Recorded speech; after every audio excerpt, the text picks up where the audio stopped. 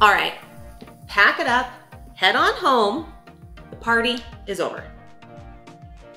Or is it? As we quickly pivot from this crazy, absurd seller's market that we've been in for the past 2 years, it's not a question anymore as to if the market is changing, but how far is the market going to change before it lands? But just because the craziness of the market is changing doesn't mean that it's not still an ideal market for sellers. Okay, yes, across the board, we have been seeing signs, specifically the first indicator of a slowing real estate market, and that is increased days on market. Now here in Lemhi County, we are seeing roughly between 170 for real estate homes on average, days on market, and for land about 200. And this has been increasing steadily since the middle of last year.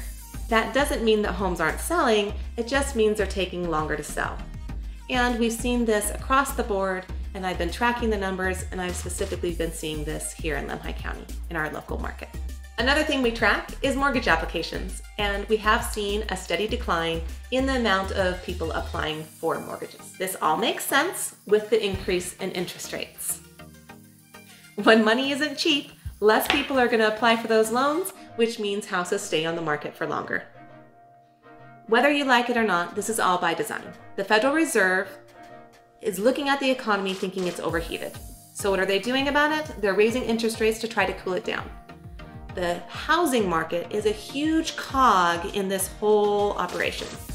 So by raising interest rates, they hope that it's going to lower demand for the housing industry and thereby stabilize the market. Now I want to take a minute and take a look at historical interest rates for the past 20 years. Because historically, we are still in a great interest rate. If you look at this chart that I'm going to put on the screen, you will notice that in 1972, the interest rate was 7.38. It's a little bit higher than where we are right now. In 1981, it increased to 18%.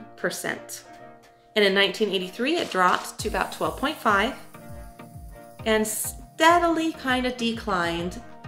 But the big thing is we did not drop below 5% until 2010. So in the last 10 years, we have been spoiled rotten by low interest rates. So the question is, if you have buying a home on your to-do list in the next 5 years, what's to keep you? You may pay higher interest rates if you wait. Anyways, it's all food for thought. But I would love to know your opinion on whether or not making a move right now or waiting is the right decision. So put your opinion in the comments, I'd love to read them. And as always, thank you so much for watching and supporting my channel. My name is Janalee Fowler. I'm a real estate agent here in Salmon, Idaho, and I'm brokered by eXp Realty. Thanks for watching. Be kind and take care out there.